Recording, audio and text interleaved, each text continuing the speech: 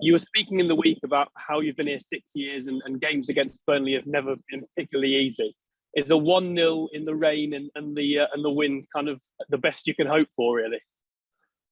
Absolutely. I'm absolutely delighted with the way we played the circumstances. It was so tricky. Only if you guys stood on the pitch, I really think you could really feel the wind in a kind of whole extent, because where we were in front of the stands didn't feel that bad, but on the pitch it was ridiculous because it came from all directions. But the boys deal with it. Obviously, over the years, my team learned to deal with the circumstances. The boss that is not speaking too much about it before the game, or if then we ask ourselves to use it instead of suffering from it.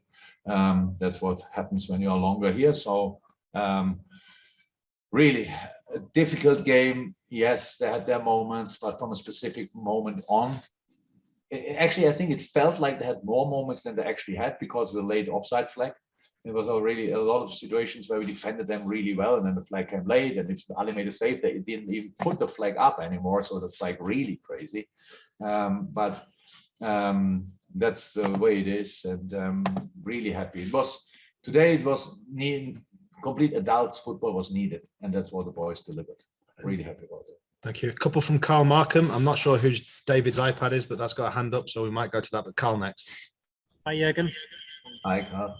Who knew Fabinho would be your solution to goal-scoring midfielder? Yeah, great.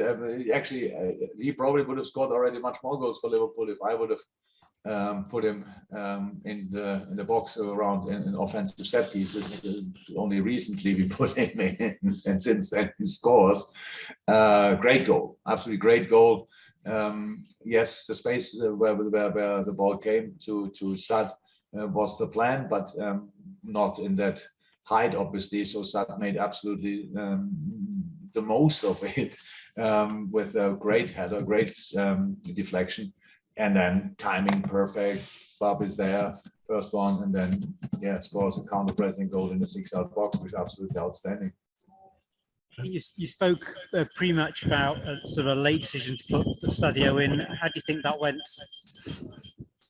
Bob, Sad played really, really well. It was, how I said before, it was not a plan to start him today, just because you know how intense everything was, and we had but Diogo had the dead leg. Couldn't train yesterday. As we started Sadio, and for Luis, he adapted really well. But this is a completely different game. So like, welcome to the Premier League. We didn't want to try it if we don't need it, and that's why we started like we started. And Sad did really well. So worked incredibly hard, and that's exactly what we expected. Okay, and I think these will be the final question or questions from Dom King. Dom? Again, just a quick word on Van Dijk. There was never any guarantee that he would get back to the levels that he had before the injury, but over the last 5-6 weeks, he's really been there, and today probably summed up that. Definitely. You can see it in all movements and everything. So that's how it is. We were always convinced that it will happen. Nobody knows exactly what is the reason why there's here or there a little issue. Is it timing? Is it that? But he's completely back on track. He's absolutely at his best again. And that's, I would say that's good timing, because the decisive part of the season is coming up now, obviously, and long may it continue. Thank you. Thanks, Dom. Thank you, everybody. Safe journeys home. See you soon. Bye-bye. Bye-bye.